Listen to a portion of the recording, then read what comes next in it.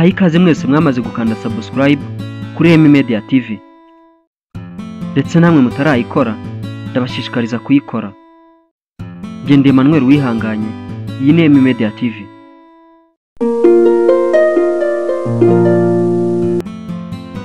Uyu munsi tugiye kuganira ku ipapayi.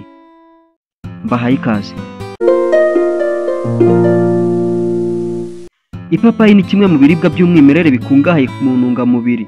Ikaba ifite inkomoko mu bihugu byo mu majyepfo ya Amerika, ariko ikaba imaze kwamamara ku isi hose.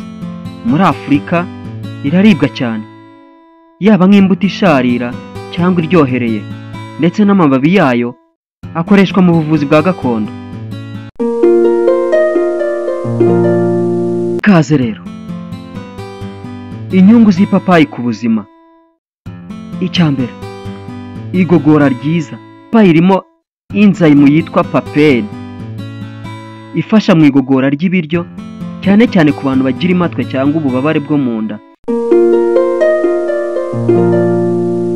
Iyi enzyme ifasha gusenya intungamubiri zo mu biryo kugira ngo umubiri uzibyaze umusaruro.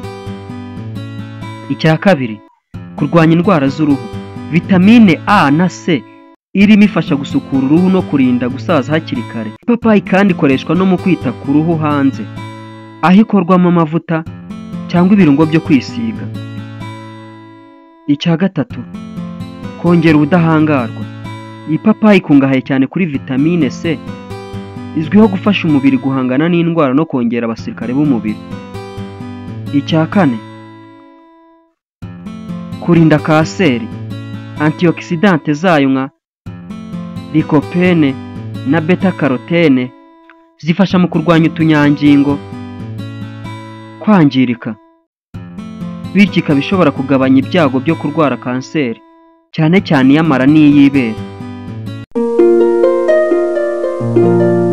Gatanu ni nacyo cya nyuma, gufasha abagore batwite. Ipapayi y'umwimerere itarashya cyane irimo folate, ifasha mu mikurire y'ubwonko bw'umwana uri mu nda. Ngibi rero ibintu bitavugwaho rumwe ku ipapayi. Icya mbere, ku bagore batwite. Ipapayi irimo latex iyo itarashya neza, ishobora guteza ikibazo mu nda. Abandi bavuga ko irimo folate ifasha umwana mu mikurire y'ubwonko. Icya kabiri, amababi yayo. Amababi yayo akoreshwa mu buvuzi bwa gakondo mu kuvura malariya ndetse n'inzoka, ariko ubushakashatsi bwa siyansi buracyari buke.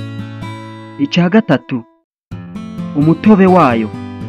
Umutobe w'ipapayi ufite akamaro mu igogora no kongera ubudahangarwa, ariko kunywa buri munsi birenze urugero bishobora guteza isesemi no guta ibiro.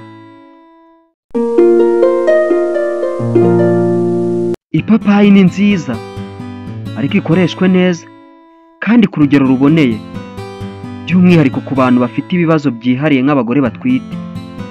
Ipapayi ni igihingwa cy'umwimerere cyafasha buri wese ku buzima bwe ndetse bwa buri munsi, kuva ku mafunguro, ku ruhu, kugeza ku gusukura umubiri imbere. Waba uyifite mu rugo? Tangira uyifate nk'umuti karemano. Wifuza kuba uwa mbere umenya amakuru buri uko dukoze video, kanda subscribe, ukande like, ukande share ndetse na comment. Iyi ni Emi Media TV, naho ubutaha.